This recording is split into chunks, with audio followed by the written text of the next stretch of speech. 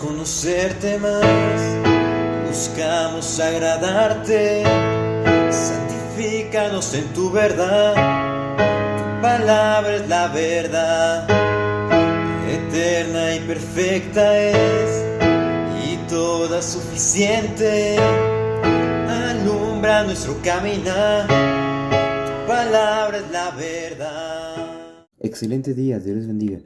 Bienvenidos al devocional del día de hoy, lunes 21 de agosto, el cual lleva por título Visión para ir a Roma. Basada en Hechos capítulo 24, versículo 27 al capítulo 25, versículo 12.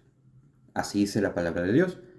Algunos días después, viniendo Félix con Drusila, su mujer, que era judía, llamó a Pablo y le oyó acerca de la fe en Jesucristo. Pero al disertar Pablo acerca de la justicia, del dominio propio y del juicio venidero, Félix se espantó y dijo: Ahora vete, pero cuando tenga oportunidad te llamaré. Esperaba también con esto que Pablo le diera dinero para que le soltase, por lo cual muchas veces lo hacía venir y hablaba con él. Pero al cabo de 2 años recibió Félix por sucesor a Porcio Festo, y queriendo Félix congraciarse con los judíos, dejó preso a Pablo. Llegado pues Festo a la provincia, subió de Cesarea a Jerusalén 3 días después, y los principales sacerdotes y los más influyentes de los judíos se presentaron ante él contra Pablo y le rogaron, pidiendo contra él como gracia que le hiciese traer a Jerusalén, preparando ellos una celada para matarle en el camino. Pero Festo respondió que Pablo estaba custodiado en Cesarea, donde él mismo partiría en breve. Los que de vosotros puedan, dijo, desciendan conmigo, y si hay algún crimen en este hombre, acúsenle. Y deteniéndose entre ellos no más de 8 o 10 días, venido a Cesarea, al día siguiente, se sentó en el tribunal, y mandó que fuese traído Pablo. Cuando llegó éste, lo rodearon los judíos que habían venido de Jerusalén, presentando contra él muchas y graves acusaciones, las cuales no podían probar. Alegando Pablo en su defensa: ni contra la ley de los judíos, ni contra el templo, ni contra César he pecado. Pero Festo, queriendo congraciarse con los judíos, respondió a Pablo, dijo: ¿Quieres subir a Jerusalén y allá ser juzgado de estas cosas delante de mí? Pablo dijo: ante el tribunal de César estoy, donde debo ser juzgado. A los judíos no les he hecho ningún agravio, como tú sabes muy bien, porque si algún agravio o alguna cosa digna de muerte he hecho, no rehúso morir. Pero si nada hay de estas cosas que estos me acusan, nadie puede entregarme a ellos. A César apelo. Entonces Festo, habiendo hablado con el consejo, respondió: a César has apelado, a César irás. Visión para ir a Roma.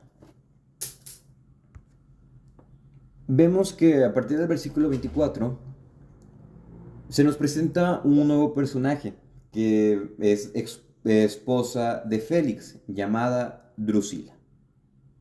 El texto nos dice que era judía. No obstante, como dato, Drusila era la hija menor de Herodes Agripa I, el Herodes que es mencionado en Hechos capítulo 12, como recordatorio, el Herodes que fue muerto comido por gusanos. Bueno, ella, Drusila, era la tercera esposa de Félix. La primera esposa, como dato, había sido una nieta de Antonio y de Cleopatra. Bueno, como dato. Estando todavía en la adolescencia, Drusila fue entregada en matrimonio al rey Emesa, ubicada en la provincia de Siria. Pero, impresionado por la reconocida belleza de la mujer, Félix planeó, con la ayuda de un mago, alejar de ella al esposo. A los 16 años ella se convirtió en su esposa y le dio un hijo, quien murió en la erupción del monte Vesubio en el año 79 después de Cristo. En la época correspondiente a este pasaje, ella aún no tenía 20 años de edad. Según algunos manuscritos, fue a instancias de Drusila que Félix hizo llamar a Pablo, y como ya se observó en el pasaje, posiblemente fue a través de ella que Félix obtuvo conocimiento del cristianismo. Después de este brevario cultural, que es interesante conocer, vamos a proceder a entrar a los puntos que nos atañen el día de hoy. Como primero es lo que compone el Evangelio. En el versículo 25 tenemos algo sumamente impresionante. Dice, pero al disertar Pablo acerca de la justicia, del dominio propio y del juicio venidero, Félix se espantó y dijo, ahora vete, pero cuando tenga oportunidad te llamaré.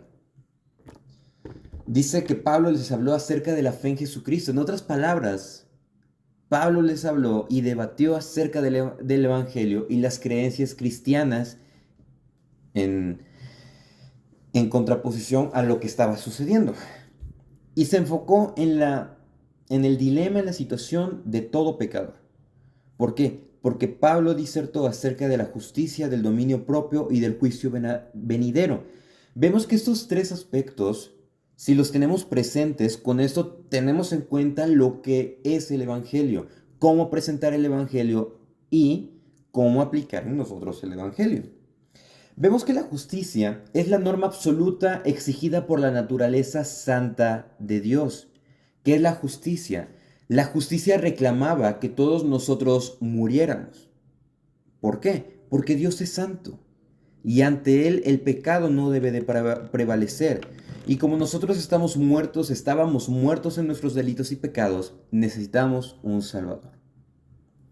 Y ese Salvador lo encontramos en Jesucristo. Entonces, este aspecto de la justicia se sintetiza en lo que es nuestra condición de pecadores, nuestra necesidad de un Salvador, la presentación de Jesucristo como nuestro Salvador por excelencia y también nuestra necesidad de arrepentimiento.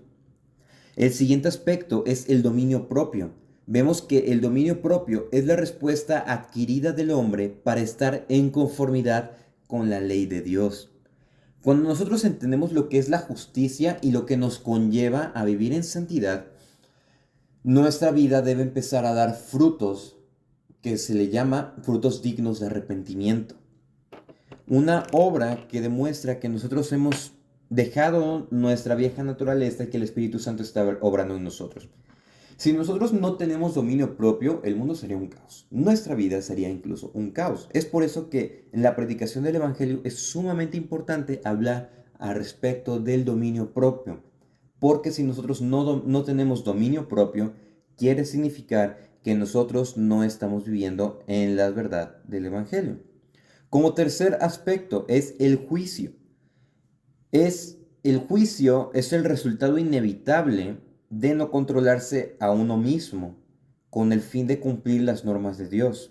O sea, si no nos controlamos a nosotros mismos, estamos invalidando las leyes de Dios, estamos invalidando las normas de Dios y estamos pues viviendo en pecado. Esto es lo que debemos, lo que compone el Evangelio, lo que nosotros debemos de predicar y lo que nosotros debemos de vivir. Entonces, si nosotros entendemos estos aspectos, obviamente hay muchos aspectos doctrinales que componen el Evangelio y que sirven para enriquecer esta gran verdad, pero necesitamos entender estos aspectos sumamente importantes, lo que es la justicia, el dominio propio y el juicio venidero. Pero a las personas que no desean escuchar esto, simplemente les escandaliza. ¿Cuál fue la respuesta de Félix? Dijo, ahora vete, pero cuando tenga oportunidad te llamaré. Puesto que Félix estaba viendo con una mujer a quien había separado del esposo, es comprensible que, pues obviamente se hubiera espantado, ya que a él le faltaban las dos primeras virtudes y por lo mismo enfrentaba el inevitable juicio divino. Después de esto, dice, ahora vete, cuando tenga oportunidad te llamaré. Y este hombre dejó pasar la oportunidad, haciendo caso omiso a la verdad de la que ahora él era inexcusable. ¿Por qué? Porque ya entendía cuál era. El momento de convicción y de oportunidad pasó, porque Félix, aunque al parecer sin Drusila, sin su esposa, muchas veces mandó a llamar a Pablo. Dice, lo hacía venir y hablaba con él, pero sin volverse a asustar ahora. Sus motivos no eran espirituales, sino materiales. Sin duda inspirado por el comentario del apóstol, En el versículo 17 de este capítulo 24 dice, pero pasados algunos años vine a hacer limosnas a mi nación y presentar ofrendas. ¿Qué es lo que buscaba? Dice el versículo 26, esperaba con esto que Pablo le diera dinero para que le soltase, por lo cual muchas veces lo hacía venir y hablaba con él. Sus motivos estaban terriblemente errados, pero aún así no se quiso arrepentir. Versículo 27, pero al cabo de 2 años Félix recibió por sucesor a Porcio Festo y queriendo Félix congraciarse con los judíos, dejó preso a Pablo. Vemos que lo, lo interesante de esa suspensión cesárea fue que los judíos se enfurecieron tanto que decidieron quitar a Félix del cargo. ¿Por qué? Porque obviamente lo denunciaron ante el César en turno, quien era Nerón. Él lo llamó a Roma, donde Félix hubiese enfrentado duros castigos, pero su hermano Palas influyó a que no sucediese esto. Vemos que después de ser convocado, Félix desaparece de la historia. Aunque sabía que Pablo era inocente, se negó a liberarlo, ya que él quería congraciarse con los judíos. Vemos en este momento que Pablo fue íntegro, él se mantenió íntegro ya que fue puesto a prueba. En diversos momentos dentro de sus conversaciones en esos 2 años, Félix le pudo haber dicho de las limosnas, le pudo haber mencionado recursos, le pudo haber mencionado que él podía salvarse al presentar pues cierta determinada suma de dinero. Pero él se mantuvo firme, perdón, se mantuvo firme. Pero Félix representa simplemente representa un trágico ejemplo de la verdad, de la oportunidad perdida de lo que es conocer la verdad. Todo aquel que es tentado, igual que Félix, a posponer una decisión acerca de Jesucristo, haría bien en prestar atención a las aleccionadoras advertencias de Hebreos. En Hebreos 3:7 dice, por lo cual, como dice el Espíritu Santo, si oyereis hoy su voz, no endurezcáis vuestros corazones. Y en el capítulo 10, versículo 26 dice, porque si pecaremos voluntariamente después de de haber recibido el conocimiento de la verdad, ya no queda más sacrificio por los pecados, sino una horrenda expectación del juicio y de hervor de fuego que ha de devorar a los adversarios. Fue triste la situación y vemos cómo él simplemente no decidió arrepentirse y dejó a Pablo ahí. Y otras lecciones que podemos aprender de este texto, vemos que los judíos obviamente siguen enardecidos contra Pablo, lo acusan y levantan pruebas que no pueden sostener, comentarios, afirmaciones que no pueden sostener, y Pablo simplemente él se defiende con la verdad y les dice, incluso en el versículo 8, ni contra la ley de los judíos, ni contra este templo, ni contra César he pecado. Versículo 11, porque si algún agravio, alguna cosa digna de muerte he hecho, no rehúso morir, porque si nada hay de las cosas de que estos me acusan, nadie puede entregarme a ellos. Entonces Pablo estaba consciente y les dice, pues si hay algo verdadero, pues merezco muerte, es cierto, pero como no hay nada verdadero, no pueden sostenerlo, no merezco muerte. Y hay 4 cosas rápidas que me gustaría mencionar al respecto. La primera es el trágico ejemplo de la hostilidad judía hacia el Evangelio. Este es un tema común en el libro de los Hechos, cómo los judíos constantemente estaban en contra del Evangelio y tristemente siguen estando en contra del Evangelio.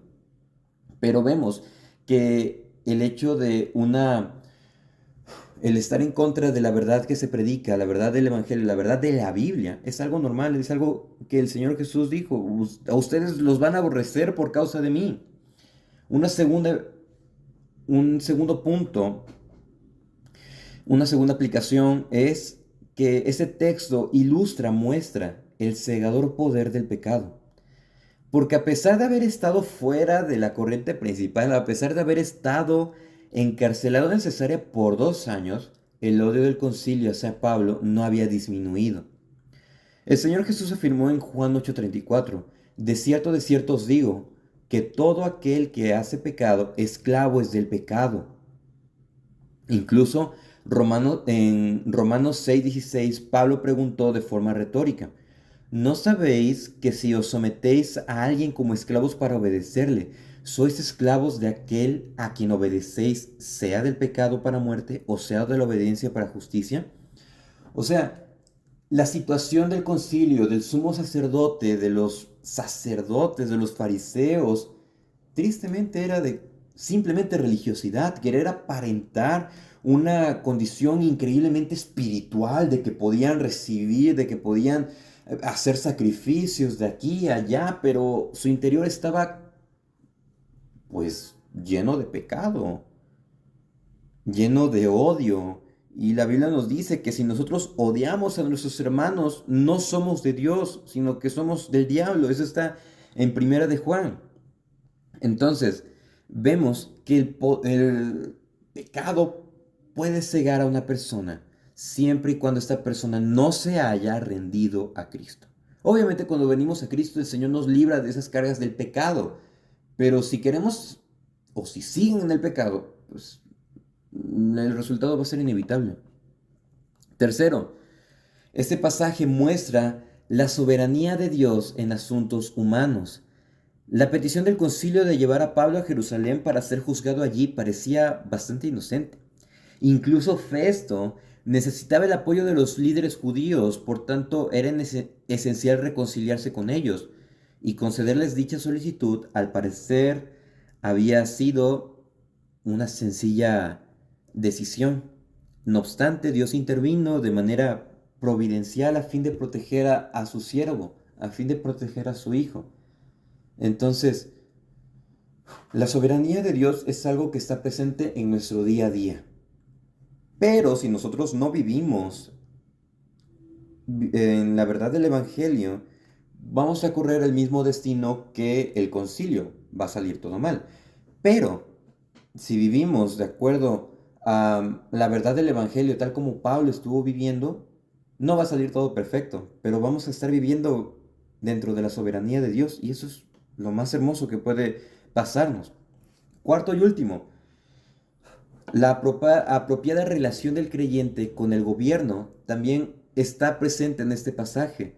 Pablo se somete de buena gana al gobierno romano, a pesar de estar representado por Nerón, quien fue uno de los pésimos César que pudo haber en la historia de Roma. Pero Pablo practicó el principio que le escribió a la iglesia de Roma. Sométase toda persona a las autoridades superiores, porque no hay autoridad sino de parte de Dios, y las que hay por Dios han sido establecidas. Si podemos comprender estos aspectos, esos principios, esas enseñanzas prácticas, e incluso lo que compone y lo que comprende el Evangelio, y cómo vemos de cuánta utilidad fue para la vida de Pablo, nosotros podemos decir que en verdad vivimos para glorificar a Dios. Si podemos iniciar en esta semana analizando estas verdades y aplicándolas, vamos a estar del otro lado. No otro nivel de gloria, otro nivel de espiritualidad. No, un paso a la vez. Vamos a estar cada vez más conformándonos a la imagen de Jesucristo, que es nuestra meta por excelencia. Que tengamos un excelente inicio de semana. Que el Señor les bendiga.